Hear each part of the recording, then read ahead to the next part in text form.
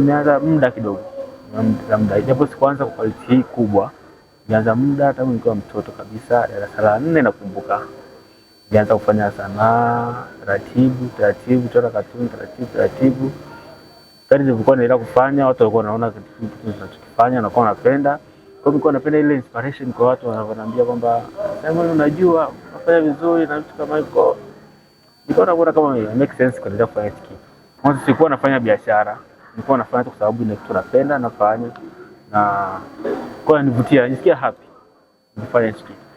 Kwa vijana ambao wapo mtaani au wapo nitakuwa sio mtaani tu, pia nitakuwa wapo pia makazini pia. Kila mtu ana kipaji.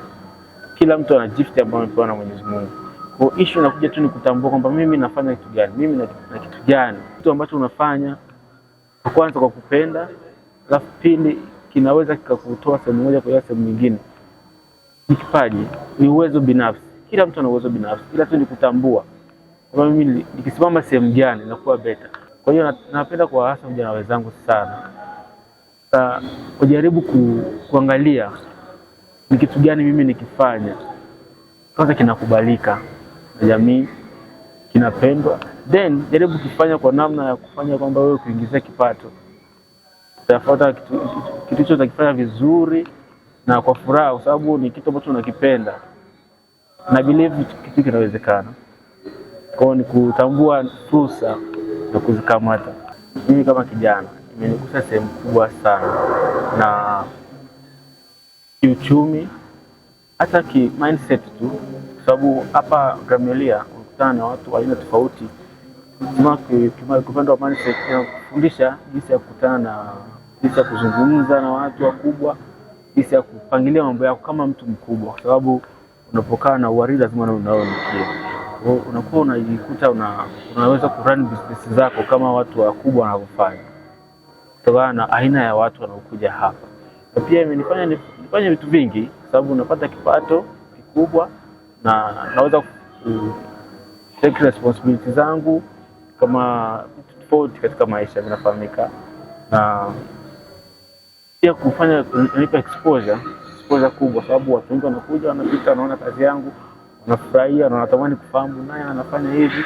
Kwa nafahamika na watu wengi sana. Kupitia Simon kwa kazi anayofanya ni funzo kubwa kwa vijana wengi ambao wako mtaani na wanasubiria ajira. Simon kwa kipato anaweza kukipata hapa, kinaweza kumsaidia kuendesha maisha yake bila kutegemea kuajiriwa. Kwa vijana wote wa mtaani, kile ambacho uko nacho ni kitu ambacho unatakiwa uwe proud nacho na kuweza kukionyesha kwa jamii, ili uweze kupata watu tofauti wa kuweza kusupport kile unachokuwa unakifanya. To be honest, kwa upande wa experience kwa wageni wetu, Simon ameweza kutupush kwa asilimia kubwa sana. Ukiangalia katika display nzima ya lobby, at least unaweza kupata features tofauti, kitu ambacho kinamsaidia mgeni kutoka nje ya hoteli endapo anaweza kuona vitu kama hivi. Mgeni anafeel kitu halisi endapo anamuona muhusika na kichora kitu ambacho kiko mbele yake. Ni tofauti na wageni wengine wanapokuwa wanaamini either it's iko printed au ni mwingine kachora, kwa hiyo inakuwa mtu tu anarepresent. Lakini kwa Simon imekuwa tofauti, maana ni mtu ambaye anachora kila kitu unakiona hadharani.